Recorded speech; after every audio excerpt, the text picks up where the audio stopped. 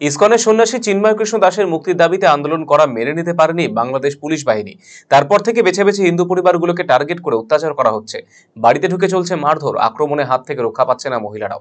এখনো পর্যন্ত এলাকার 500 জন হিন্দুর বিরুদ্ধে মামলা করা হয়েছে, গ্রেপ্তার করা হয়েছে 50 জনকে। এখানেই শেষ নয়, গ্রেপ্তারের পর চলছে অত্যাচার। এই পরিস্থিতিতে ওই দেশে হিন্দুদের টিকে থাকা এখন বড় প্রশ্ন।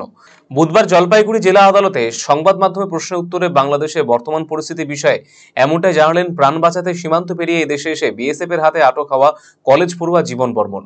চোখে মুখে এখনো আতঙ্কের ছাপ স্পষ্ট, সেই সঙ্গে বাংলাদেশে ফেলে আসা পরিবার নিয়ে দুশ্চিন্তা। আগামী দিনে পরিস্থিতি যে আরো ভয়ঙ্কর হয়ে দাঁড়াবে সেই আশঙ্কা প্রকাশ করেছেন বাংলাদেশি কলেজ পড়ুয়া জীবন বর্মন। বাংলাদেশের রংপুর জেলার ঠাকুরগাঁও থানার অধীনে অহনানগর গ্রামের বাসিন্দা জীবন বর্মন ঠাকুরগাঁও সরকারি কলেজে বাংলা বিভাগের প্রথম বর্ষের ছাত্র। সে পড়াশোনার পাশাপাশি পরিবারের পাশে দাঁড়াতে একটি কাপড়ের দোকানে কাজ করত। সে প্রাণ বাঁচাতে ওপার থেকে এপারে আসতেই ধরা পড়ে যায় সে।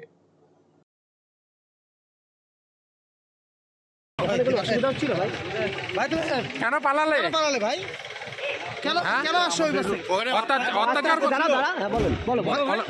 একদম সনাতনী, আমাদের হিন্দুদের উপর অনেক টর্চার হচ্ছে, যার কারণে আমি বাংলাদেশ থেকে ইন্ডিয়াতে আসি।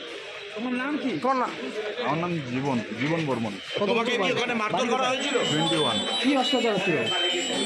আমাদের হিন্দুদের উপর খুব টর্চার হচ্ছে। তোমার পরিবারের উপরে টর্চার হয়েছে? হুমকি দিয়েছে? আমাদের